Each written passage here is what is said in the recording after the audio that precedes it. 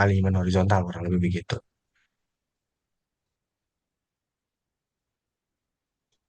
Oke, sebentar mana ya.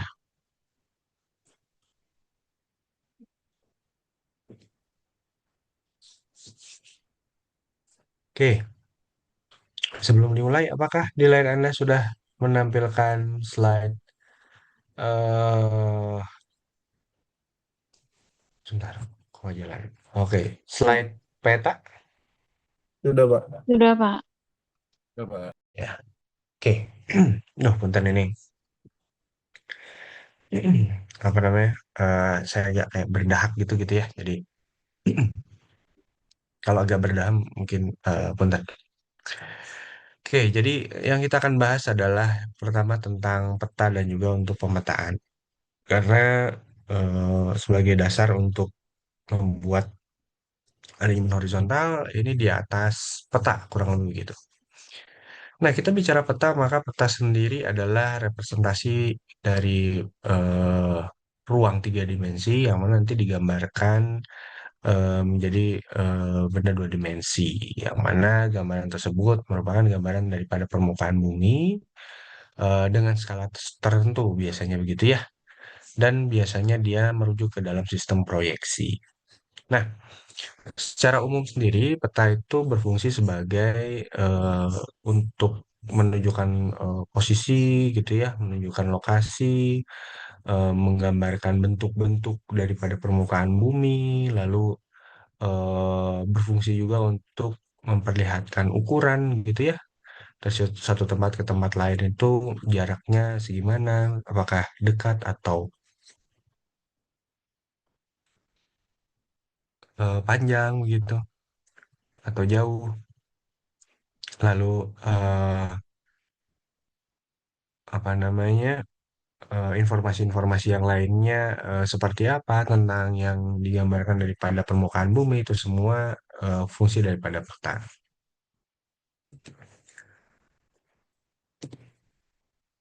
Nah, bagaimana membuat peta? Nah, kurang lebih teman-teman di sini sudah pada tahu lah gitu ya.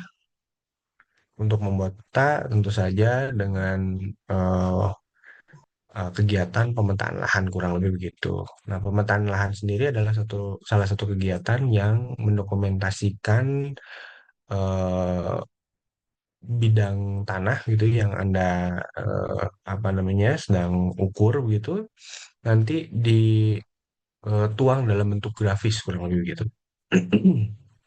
Apa sih yang digambar? Yang digambar nanti bisa letak-letak daripada apa yang terbangun di atas permukaan tanah, lalu ada batas-batasnya dan juga yang lainnya. Nah, ini biasanya menggunakan alat-alat tertentu dan juga metode tertentu untuk membuat peta kurang lebih begitu. Nah, dari banyaknya peta yang kita akan gunakan untuk eh, membuat alignment horizontal adalah peta topografi. Yang mana peta topografi ini menggambarkan kondisi suatu daerah yang digambarkan ketinggiannya atau elevasinya. Nah, kondisi ini biasanya digambarkan dengan garis-garis yang berbeda-beda gitu ya, kurang lebih begitu, yang mana garis-garis tersebut mempunyai ketinggian yang sama. Nah, di dalam eh, perancangan geometrik yang nanti akan diklasifikasikan, daerahnya yang akan dilewati oleh rencana itu masuk ke dalam kondisi datar, kondisi bukit, atau kondisi pegunungan. Bagaimana caranya untuk eh, mengelompokkan kondisi tersebut itu ya nanti kita akan belajar lah gitu ya, kurang lebih gitu. Nah, untuk eh, gambar peta topografi kurang lebih ya seperti teman-teman lihat lah kurang lebih gitu ya. Jadi gambarannya seperti ini tidak seperti peta-peta pada umumnya yang mana peta pada umumnya adalah warna-warni kurang lebih gitu ya. Warna biru menggambarkan laut, warna hijau menggambarkan daratan kurang lebih begitu. Warna putih menggambarkan daratan tinggi biasanya begitu ya. Nah, sedangkan peta topografi sendiri digambarkan oleh garis-garis. Nah, garis-garis ini yang menghubungkan ketinggian-ketinggian yang sama. Nah, dari garis-garis ini nanti kita akan buat kurang lebih begitu. Salah satu kondisi medannya akan seperti apa. Nah, ini nanti saya lupa ini salah posisi gitu ya, nanti saya akan geser. Nah, pertanyaannya bagaimana eh, mendefinisikan eh, trase yang kita buat itu masuk ke dalam kondisi medan datar, kondisi medan gunung, atau kondisi medan bukit, kurang lebih gitu. Nah, caranya cukup mudah. Jadi, teman-teman yang pertama adalah bikin dulu trase jalan yang teman-teman pengen buat gitu ya. Jadi, kalau misalkan ada posisi apa namanya peta topografi seperti ini, dibikin dulu gitu ya. Dibikin dulu eh, rencana trasenya mau lewat kemana gitu ya. Nah, di sini pada saat titik perpotongannya masih tajam ini nggak apa-apa, bikin aja dulu, nggak mesti harus eh, melengkung gitu ya, berbentuk dengan tikungan. Kenapa? Karena tikungannya sendiri belum kita hitung begitu.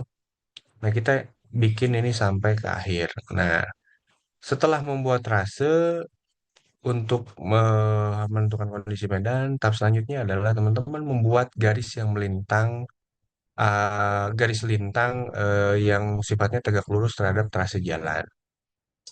Jadi ini nanti dibikin gitu ya, garis yang tegak lurus gitu ya terhadap trase jalan. Nah, yang mana garis lurus ini, garis yang tegak lurus ini adalah selebar ROW. Nah, ROW itu apa? Nah, ini saya agak mundur dikit gitu ya. Ini agak salah posisi, sorry gitu ya. Nah, ROW atau Rumija gitu ya.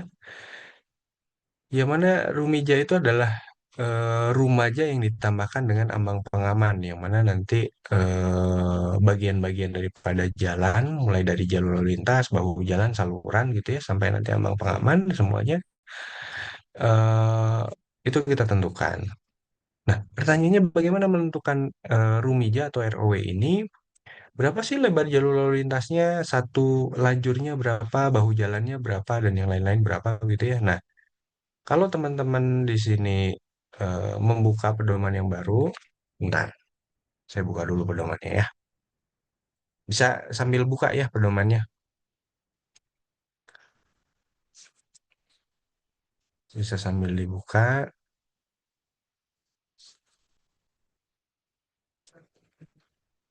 Sebentar,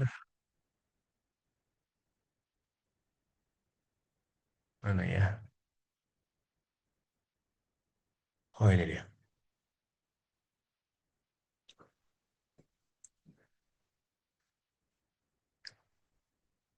Nah,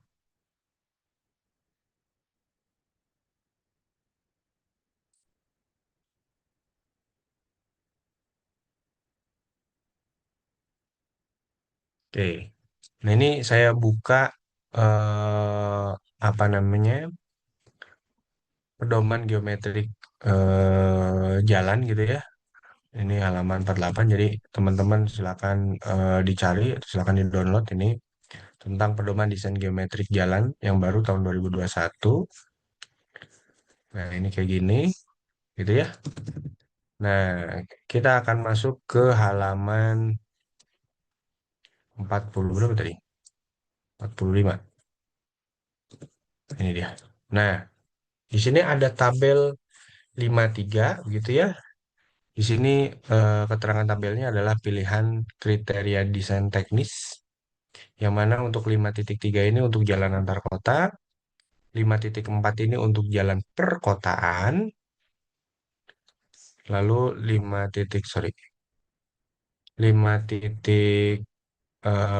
ini untuk jalan bebas hambatan JBH. Nah, tadi di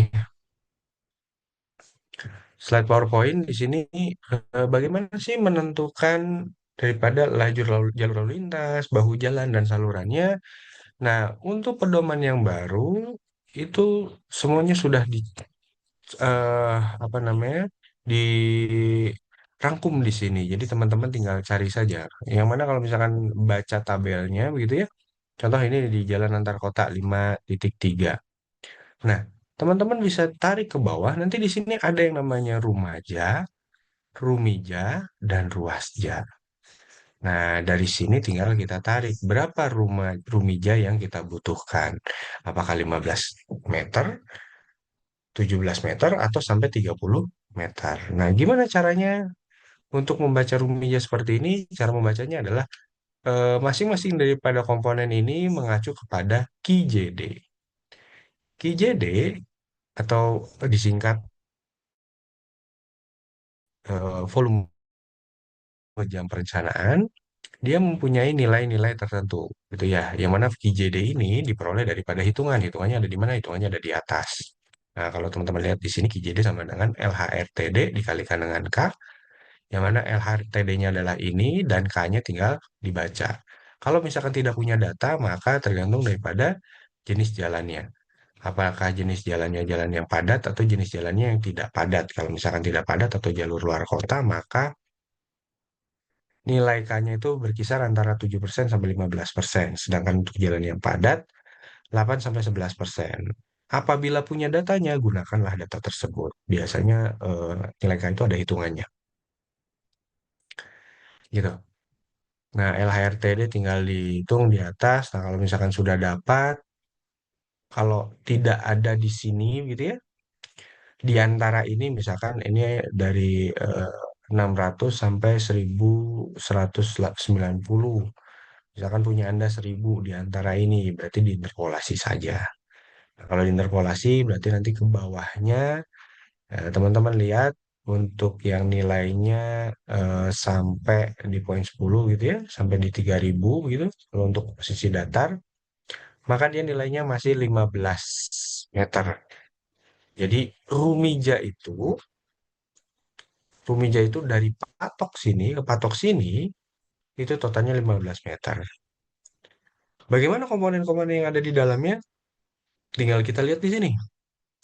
Nah, kalau lihat di sini, teman-teman bisa lihat komponen yang lainnya gitu ya. Di sini ada tipe jalannya, ada lebar jalurnya, lebar bahu luar, ada ambang pengamannya butuh berapa, saluran tepi jalannya kurang lebih eh, apa namanya diasumsikan berapa, ini semuanya ada.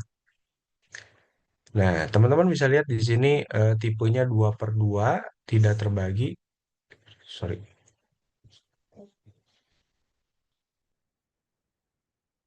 Oke, sorry, 2 per 2 yang mana lebar daripada jalur lalu lintasnya, teman-teman bisa lihat ini untuk total ya. Ini untuk total. Nah, kalau di sini 2 kali 5,5 berarti satunya adalah 11. Kurang lebih gitu. Ini 2 kali 6 berarti untuk satu arahnya 6 meter berarti dua arah ada 12 meter. Nah, kalau ini ada dua. Contohnya di sini kalau lalu lintasnya kecil berarti lebar daripada jalur lalu lintasnya totalnya adalah 4, berarti 2 meter ke arah pergi dan 2 meter ke arah pulang, kurang lebih begitu. Nah, kalau misalkan lalu lintasnya sudah cukup padat, ramai, ya teman-teman bisa lihat di sini gitu ya, ada yang 10, ada yang sampai 8, kurang lebih begitu. Ini yang 3 meter, 3,5 gitu ya, 4, dan yang lainnya. Nah, lebar bahunya juga ditentukan. Jadi kalau misalkan teman-teman lihat ke sini, katakanlah diperoleh 2400, 2400 lebar jalurnya adalah 6 meter, lebar bahunya 2 meter, lalu saluran tepi jalannya 1,5 meter, ambang pengamannya 1 meter. Tinggal kita hitung untuk rumajanya.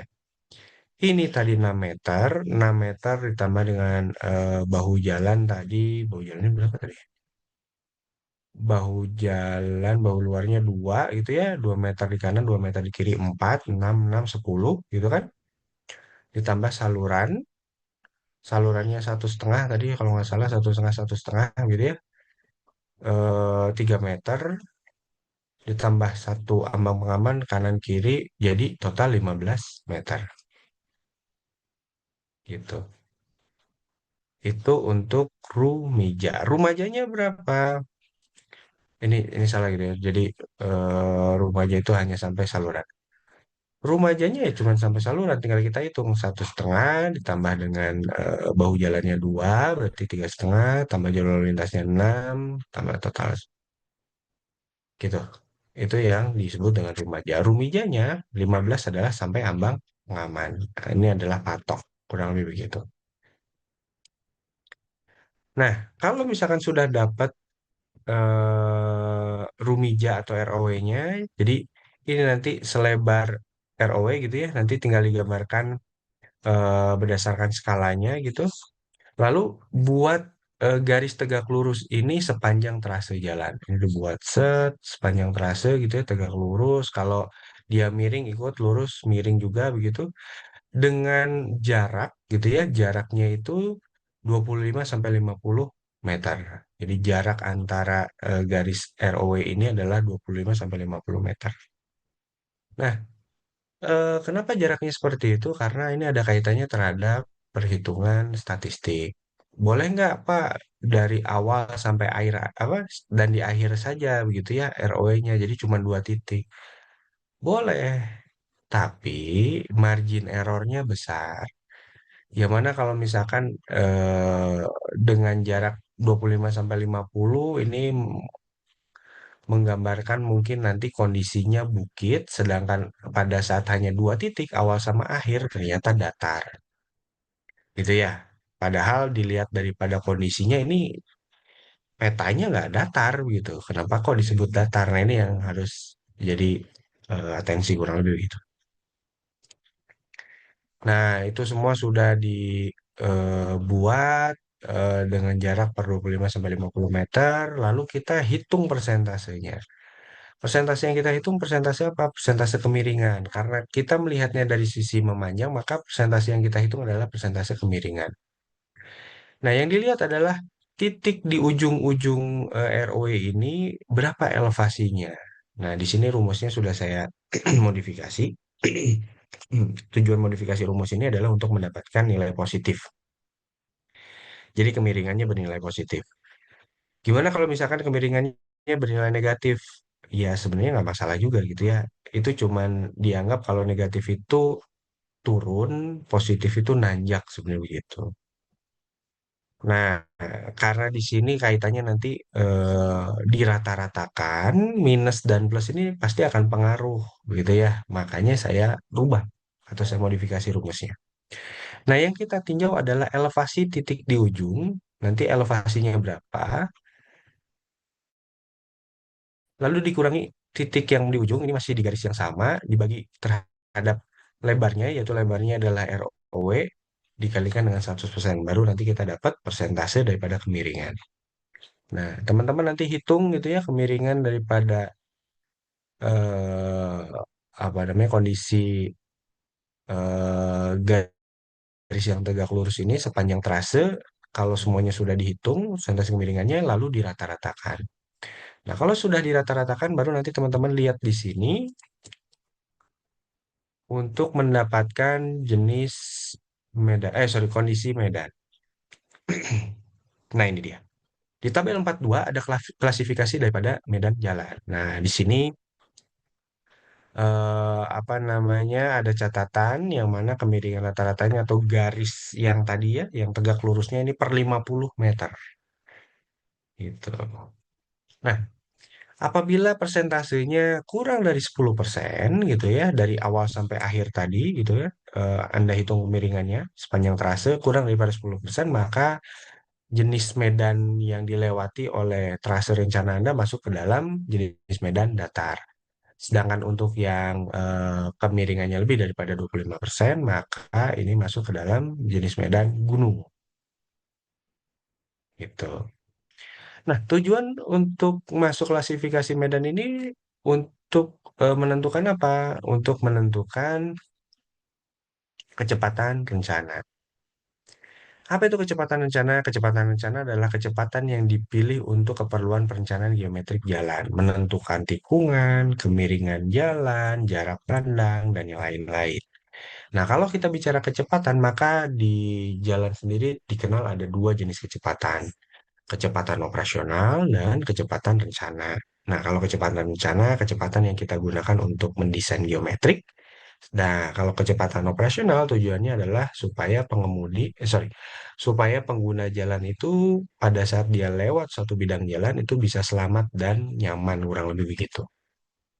Makanya di kecepatan operasional biasanya ada yang namanya batas kecepatan. Kalau misalkan untuk jalan-jalan tertentu, batas kecepatannya itu diberlakukan kenapa? Karena satu sifatnya kecepatannya tinggi di jalan tersebut dan lalu lintasnya relatif ramai. Itu dibutuhkan apa batas kecepatan. Kalau misalkan dari sisi bentuknya cukup ekstrim gitu ya, ekstrim itu seperti apa? Ekstrim itu misalkan tikungannya banyak tikungan-tikungan tajam, maka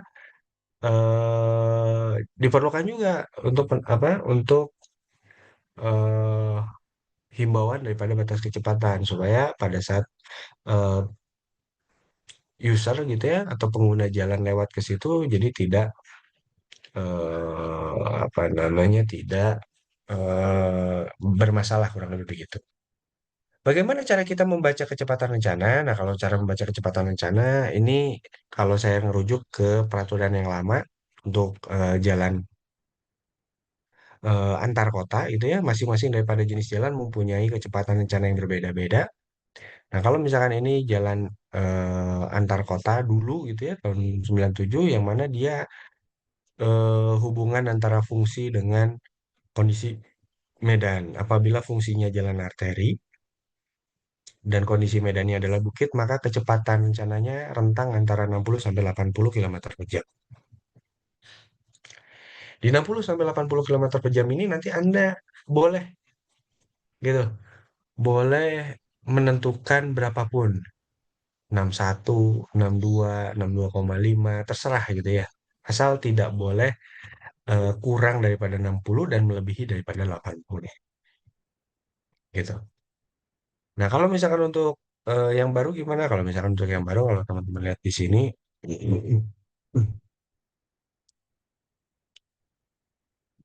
mana ya? Sorry.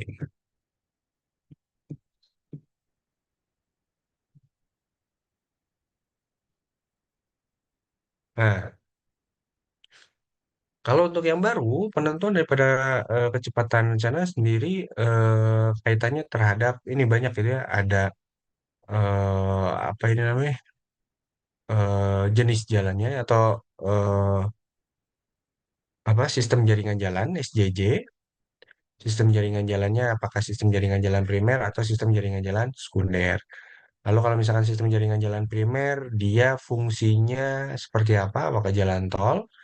Apakah jalan tol yang menghubungkan antara ibu kota provinsi dengan ibu kota negara, atau ibu kota provinsi ke provinsi, atau yang lainnya? Atau jalan yang bukan tol? Kalau bukan tol, apakah dari ibu kota kabupaten ke kota gitu ya, atau ke yang lainnya? Kurang lebih begitu. Nah, dari sini nanti juga akan ada yang namanya fungsi jalan. Apakah fungsinya arteri, kolektor gitu ya, lingkungan, atau yang lainnya. Nah, kelas jalannya pun dilihat, lalu apa SPPJT ya? Aku lupa. Eh, ini jalan, jenis jalan, apakah jalan bebas hambatan, jalan raya, jalan kecil gitu ya, jalan sedang gitu kan. Nah, ini semua eh, penyedia prasarana jalan. Nah, ini tipe paling kecilnya juga sama sudah ditetapkan. Ini kalau jalan tol tidak ada yang tidak terbagi, semuanya semua terbagi. Cuman yang ini yang sifatnya perintis kayak gini kecil-kecil. Nah, kecepatan rencananya pun menyesuaikan. Jadi kalau kayak untuk jalan provinsi ini antara 40 sampai 80 berbeda kayak yang sebelumnya untuk jalan antar kota perkotaan gitu ya. Ini semuanya menyesuaikan. Nah, ini dia untuk kecepatan desain, cara memilihnya seperti ini. Nah,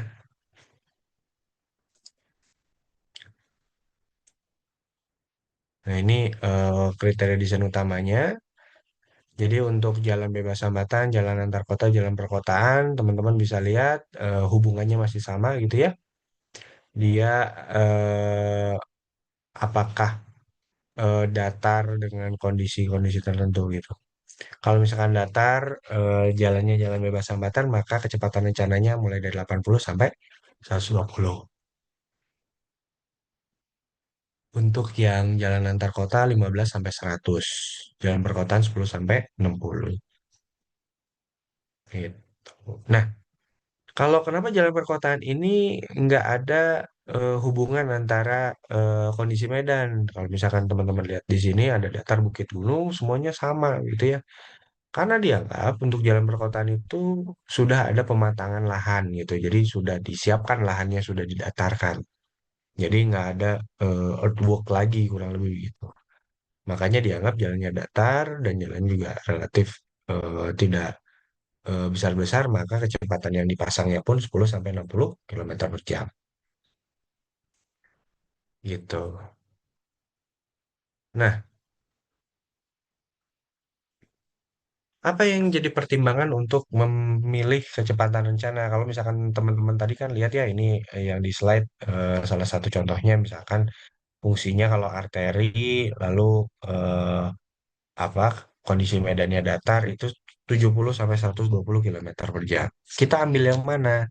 Nah, ada beberapa pertimbangan untuk mengambil kecepatan rencana. Yang pertama adalah kita lihat keadaan tirennya yang dilewati oleh trase rencana apakah berada di posisi datar, gunung, atau bukit. Kalau misalkan relatif cukup datar, maka sebagai penentu awal mungkin bisa digunakan untuk yang kecepatannya tinggi atau kecepatan 120 kilometer per jam.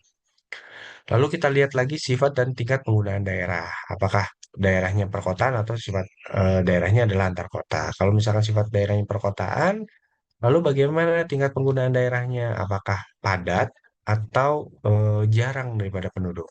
Kalau misalkan sifat dan tingkat penggunaan daerahnya masuk ke dalam tipe perkotaan dan ini rapat penduduk, maka kecepatannya tidak bisa tinggi. Kenapa? Kalau tinggi, maka membutuhkan radius-radius yang besar gitu.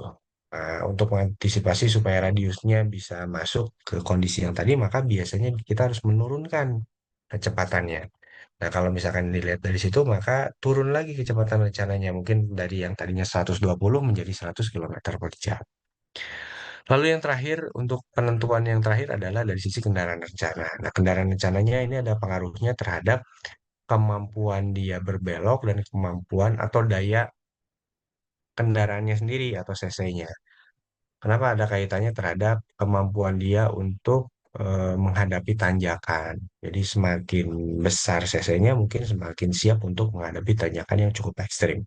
Tapi kalau misalkan cc-nya kecil ya nggak bisa. Nah pertanyaannya kendaraan rencananya seperti apa? Oke, kalau kendaraan rencananya kita pasang trailer, nah trailernya ini bawa apa? Kalau misalkan trailernya ini bawa barang-barang berat, maka dia tidak di apa namanya? Tidak diizinkan untuk kecepatan-kecepatan yang tinggi, mungkin kecepatannya rendah supaya kendaraan tersebut bisa melewati tanjakan-tanjakan yang tadi kita sudah desain kurang lebih gitu. Nah, dari sini kita turun lagi yang tadinya 100 mungkin jadi 80 atau jadi 70. Nah, dengan keadaan-keadaan tersebut itu kita bisa menentukan kecepatan yang tepat. Kalau misalkan tirennya datar, sifatnya dan tingkat penggunaan daerahnya masih lowong dan juga jalan luar kota, kendaraan rencananya paling besar adalah truk engkel katakanlah gitu ya, maka kecepatannya bisa kita pasang adalah kecepatan tinggi kurang lebih gitu. Gitu. Nah, itu adalah dari penentuan kecepatan rencana. Bagaimana menentukan kecepatan rencana? Menentukan kecepatan rencana tentu saja yang pertama adalah dari eh, apa namanya kondisi medannya, lalu yang kedua adalah dari fungsi jalannya.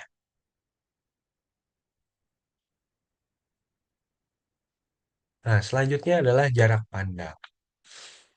Nah, apa itu jarak pandang? Jarak pandang itu adalah jarak yang dibutuhkan oleh pengemudi untuk melakukan antisipasi terhadap objek yang sedang berhenti ataupun yang sedang berjalan sehingga dia bisa bermanuver, kurang lebih begitu. Maka kalau misalkan kita lihat definisi dari yang atas tadi, maka jarak pandang itu ada dua. Ada jarak pandang henti dan juga jarak pandang menyiap. Nah, apa itu jarak pandang henti? Jarak pandang henti sendiri adalah jarak yang dibutuhkan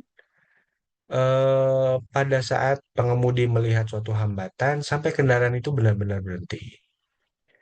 Maka kalau misalkan kita bagi, ini jaraknya ada dua gitu ya. Pada saat dia respon atau menanggapi sampai dia mengerem itu ada dua komponen jarak pandang T. Nah, dari dua komponen ini kita bisa develop variabelnya karena masing-masing daripada kendaraan sendiri mempunyai variabel yang berbeda-beda. Itu bedanya adalah di apa namanya kecepatan, maka kecepatan ini nanti yang akan bermain kurang lebih begitu.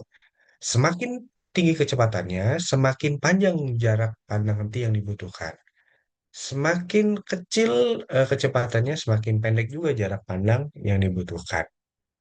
Nah, variabel-variabel yang fix sendiri sebenarnya sudah cukup jelas gitu. Yang pertama adalah yang mempengaruhi daripada di sini ada dua eh, elemen gitu ya, ada jarak tanggap dan juga jarak pengereman. Kalau dari jarak tanggap sendiri ada waktu tanggap, yang mana waktu tanggap orang normal itu adalah sekitar 2,5 detik. Pada saat dia berjalan dengan kecepatan tertentu, dia melihat suatu hambatan, maka dia respon terhadap hambatan tersebut itu waktunya 2,5 detik. Ini biasanya kalau misalkan lagi sakit, nih biasanya jauh lebih lama waktu tanggapnya, kurang lebih gitu. Nah, makanya kenapa pada saat di jalan itu sering sekali ada pengingat gitu ya, apabila tidak fit, maka diistirahatin dulu daripada dilanjutkan perjalanannya. Lalu ada percepatan gravitasi. Nah, ini juga yang mempengaruhi daripada jarak pengereman. Yang mana percepatan gravitasi sendiri kita tahu nilainya adalah 10 atau 9,8 meter per detik kuadrat. Gitu ya. Jadi per meter per detik kuadratnya dia mempunyai percepatan dan juga kelambatan. Kurang lebih begitu. Lalu ada koefisien gesek. Nah, ini masing-masing daripada rumus, meskipun rumusnya berbeda-beda, tapi komponennya sama. Ada koefisien gesek. Koefisien gesek ini tergantung daripada jenis daripada perkerasannya dan juga bannya, kurang lebih begitu. Nah, ini ada tiga nih. Ada tiga daripada jarak pandang henti. Kita pakai yang mana? Nah, ini pedomannya pedoman yang lama gitu ya. Jadi kalau yang atas ini adalah untuk jarak pandang henti jalan antar kota. Ini jalannya aja seperti ini. Untuk yang di kiri bawah ini untuk jalan perkotaan. Dan yang di bawahnya daripada gambar ini adalah untuk jalan bebas hambatan. Dari sisi nilai semuanya sama gitu ya. Kalau ngelihat di sini kayaknya konstantanya beda sama aja ya. Satu per 3,6 kalau misalkan Anda bagi 0,7278. Lalu di situ ada VR, ada waktu tanggap gitu ya, dan juga ada perlambatan. Dalam hal ini perlambatannya sendiri kenapa nilainya 3,8 karena di situ eh, koefisien gesek dan juga percepatan daripada gravitasinya sudah dimasukkan. Lalu ada kalau di sini di jalan bebas hambatan ditambahkan dengan kemiringan karena di sini ada G gitu ya. Di sini ada G atau grade atau gradient. Nah, itu kelandaian jalannya berapa. Nah, untuk jalan bebas hambatan itu grade-nya sangat-sangat mempengaruhi. Lalu jarak pandang mendahului. Nah, ini yang menarik begitu ya. Tadi kita di awal membahas jarak pandang henti. Jarak pandang henti untuk tipe jalan tidak terbagi, jalan terbagi semuanya menggunakan jarak pandang henti. Sedangkan jarak pandang mendahului ini hanya digunakan pada kondisi 2/2 yang tidak terbagi saja. Maksudnya tidak terbagi bagaimana, Pak? Maksudnya tidak terbagi adalah kalau misalkan teman-teman lihat di sini gitu ya, di tengah-tengah ini ada marka nih. Pembagi lalu lintasnya di sini hanya dibagi berdasarkan marka. Nah, itu yang tidak terbagi. Nah, kondisi mendahului ini hanya berlaku pada kondisi yang tidak terbagi seperti ini. Kenapa? Pada saat dia overtake, dia masih bisa dipengaruhi oleh kendaraan yang ada di arah lawannya. Nah, kalau misalkan eh, tipenya adalah terbagi, di tengahnya kasih median gitu ya, katakanlah Anda mau nyalip gitu, nyalip mobil berapa mobil di depan ya nggak jadi masalah. Kenapa? Karena kendaraan yang ada di arah lawan itu terhalang oleh median gitu. Jadi jarak pandang mendahului itu hanya digunakan untuk tipe-tipe tidak terbagi saja. Nah, bagaimana cara menghitungnya? Cukup mudah kalau misalkan teman-teman lihat di sini gitu ya. Di sini sudah di-spill ada D1, D2, D3, D4. Nah, ini tinggal dijumlahin aja berapa jarak yang dibutuhkan pada saat kendaraan melihat kendaraan target yang ada di depan dan ini mau disalip gitu ya. Lalu ada D2, D2 itu adalah kendaraan pada saat kendaraan yang mau menyalip ini mendekat ke kendaraan yang akan disalip, lalu dia melakukan overtaking sampai aman gitu ya. Nah, ini berapa jarak yang dibutuhkan. Di situ ada perbedaan kecepatan, ada eh, apa lagi ya? Nanti kita lihatlah rumusnya kayak gimana. Nah, lalu ada D3. D3 ini adalah punyanya kendaraan di arah lawan. Nah, D3 ini biasanya D3 itu adalah jarak bebas antara kendaraan di arah lawan dengan kendaraan yang akan disiapnya, kurang lebih begitu. Nah, ini mempunyai nilai kurang lebih 60 sampai 100 meter, kurang lebih gitu ya. Nanti kita akan lihat. Lalu ada D4. D4 itu adalah jarak yang ditempuh kendaraan di arah lawan itu ya pada saat kendaraan yang lagi menyalip itu berada di posisi tengah. Nah, ini penting. Nah, rumusnya teman-teman bisa lihat di sini D1 itu adalah fungsi daripada waktu, lalu ada perbedaan kecepatan dan yang lain-lain. Sedangkan D2 itu adalah 2/3 daripada D2. Jadi kalau misalkan D2-nya sudah dihitung, ya udah itu 20. Nah, kalau misalkan D3-nya jarak amannya itu adalah 30 sampai 100 meter gitu. Nah, itu adalah tentang peta topografi dan juga tentang sampai apa namanya? Sampai jarak pandang. Oke, sampai sini apakah ada yang mau didiskusikan atau ada yang mau ditanyakan? Boleh? Enggak?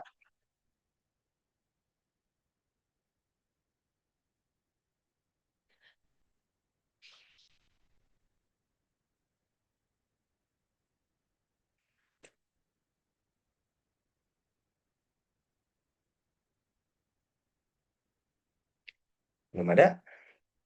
Oke, mungkin kalau belum ada untuk pertemuan yang hari ini mungkin saya cukupkan dulu. Nanti kapan-kapan kita akan coba contoh soal kurang lebih gitu ya. Kita akan coba selesaikan contoh soal mulai dari bagaimana eh, merencanakan tipe lajur sampai mencari kecepatan rencana gitu. Oke, kalau belum ada mungkin saya cukupkan dulu. Kalau begitu saya tutup. Terima kasih. Wassalamualaikum warahmatullahi wabarakatuh. Waalaikumsalam Waalaikumsalam warahmatullahi warahmatullahi Waalaikumsalam wabarakatuh. warahmatullahi warahmatullahi wabarakatuh. wabarakatuh. Terima kasih, Pak. Terima kasih, Bang. Terima kasih. Waalaikumsalam warahmatullahi wabarakatuh. Kalau materinya di mana ya?